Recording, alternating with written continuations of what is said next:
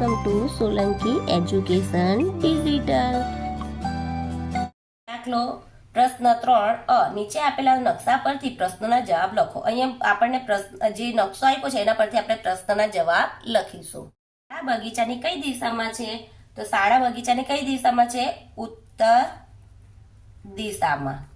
દરિયા કિનારો બગીચાની કઈ દિશામાં છે? તો દરિયા કિનારો કઈ દિશામાં આપ્યો છે? અહીંયા જવાબ લખીશ, દેખાય એટલે દક્ષિણ દિશામાં. બગીચા અને શાળા વચ્ચેનું અંતર કેટલું છે? તો બગીચા અને શાળા વચ્ચેનું અંતર કેટલું દેખાય છે આપણને? 3 સેન્ટીમીટર. રેલવે સ્ટેશન બગીચાની કઈ દિશામાં છે? કઈ દિશામાં છે? પૂર્વ દિશા. બગીચા અને માર્કેટ વચ્ચેનું અંતર કેટલું?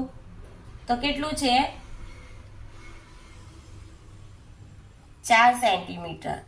જો કેવી રીતના 4 × 4 કરીએ તો કેટલા આવે? 16 કિલોમીટર.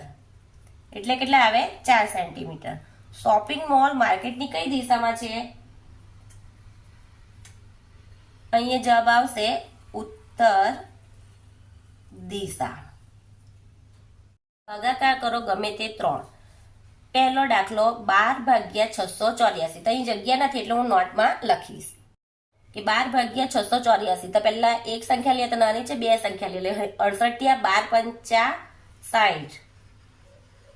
બાકી કરીએ 8, 6 માંથી 6 જાય તો 0. ઉપરથી ઉતાર્યો 4 એટલે 12 × 7 84 એટલે 0 0 એટલે જવાબ આવ્યો આપણો 57.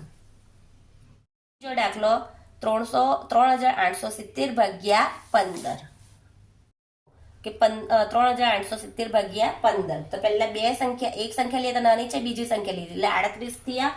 15 દુ 30, 15 દુ 30, 45 વધી જાય છે એટલે 2 થી 4 ભાગ એટલે 8. 3 માંથી 3 જાય તો 0. 8 નાના છે એટલે ઉપરથી 7 લીધા. 87 થયા. 15 × 5 = 75. 7 માંથી 5 જાય તો 2, 8 માંથી 7 જાય તો 1. હવે 12 રહ્યા, 15 કરતા 12 નાના એટલે ઉપરથી લીધું મીંડું એટલે 15 × 8 = 120 એટલે 0. 2 માંથી 2 જાય તો 0, 1 માંથી 1 જાય તો 0 એટલે આપણો જવાબ આવ્યો 258. ત્રીજું 925/5. તો પહેલા એક સંખ્યા લીધી તો 5 કરતા 9 મોટા છે એટલે 5 × 5 5 દુ 10 એટલે 5 થી ચાલશે. 5 એકુ 5, 9 માંથી 5 જાય તો 4. 5 કરતા 4 નાના છે એટલે ઉપરથી ઉતાર્યો 2 એટલે 5 × 8 = 40. 5 × 9 = 45 વધી જાય એટલે 5 × 8 = 40 એટલે 2. 4 માંથી 4 જાય તો 0. ઉપરથી ઉતાર્યો 5 એટલે 5 × 5 = 25 એટલે 0 0 એટલે આપણો જવાબ આવ્યો 185. દાખલો 9872/8 કે પહેલા એક સંખ્યા લીધી તો 8 કરતા 9 મોટા છે એટલે 8 એકુ 8. 9 માંથી 8 જાય તો 1. ઉપરથી ઉતાર્યો 8 એટલે કેટલા થયા? 18. હવે 8 × 8 8 દુ 16, 8 ટાલી 24 વધી જાય એટલે 8 દુ 16. 8 માંથી 6 જાય તો 2, 1 માંથી 1 જાય તો 0. ઉપરથી ઉતાર્યો 7 એટલે 8 ટાલી 24, 8 ચોક 32 વધી જાય એટલે 8 ટાલી 24.